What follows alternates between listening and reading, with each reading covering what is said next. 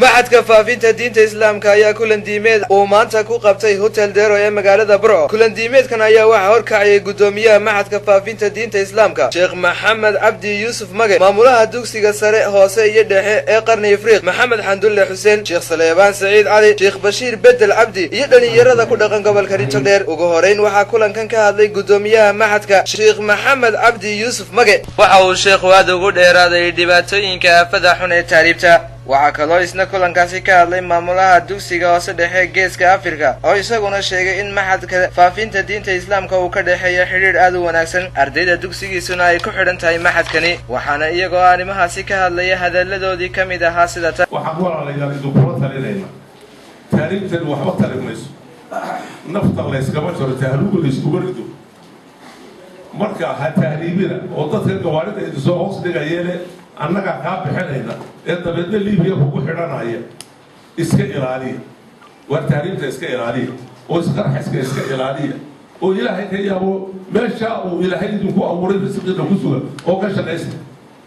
wariyaadeen soo boogidin innagii baa leeyo soo shaqatay sida aan idin sheegay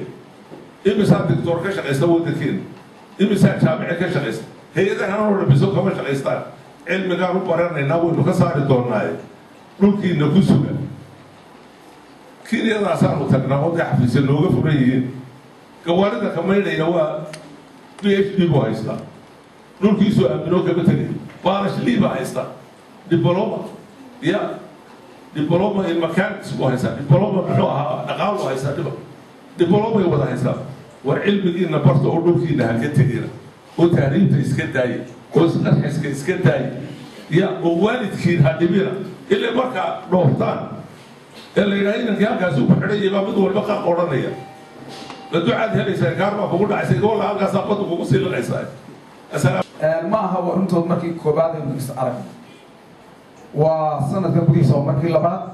إذوك مركي لبعض مركا ورقد كروسين هذا أوفر دينا أوفر بدون أي بجتين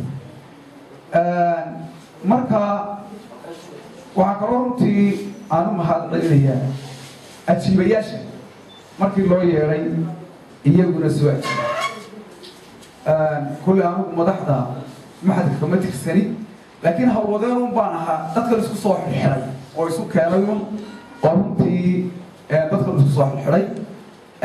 مركز قرنتي أو أي قبل في معدنا صيف عام هو الشقينا أو رتب الشقينا مرة بنا ديار بقولنا هيجينا ولا شقين waxaa iyaguna kulankaasi muxaadaro diini ah ka soo jeediyay Sheekh Saleebaan Saciid Cali iyo waliba Sheekh Bashiir Bedel Cabdi nabiguna sheegay calayhi salaatu wasalaam taariikhtaas aan ka tagayo waa arrin sharciya waxaan kale waxay ka mid tahay sababahay ka mid tahay halka qofku aad iyo aad uga digtoonaado haddii aan u soo noqdo qodobkayga labaad islaamkeen wuxuu ilaaliyo waxaa ka mid ah amniga ayuu ilaaliyo نبي محمد صلى عليه الصلاة والسلام كان كيف يشكر اللهم أهله علينا بالأمن والإيمان. الله وحوله وما خلقت الجن والإنس إلا ليعبدون. وهذا ذكر الله والبشر. بشر كمرك لها قريب وحاول سود الدين إسلام أو تركلي. kulankan ayaa noqonaya kii labaad ee isla sanadkan gudihiisa ay ku qabtaan maxadkan faafinta diinta islaamku isku soo wada duubo xilligan ayaa noqonaya xilli ay dhalinyarada gobolku ay la'aayeen cid ka wacyigelisa aafooyinka xunxun ee uu ka mid yahay hariibtu iyo qabyaaladu. Alid Nadara, telefishinka madaxa bannaan ee Bulsha TV magaalada Burco.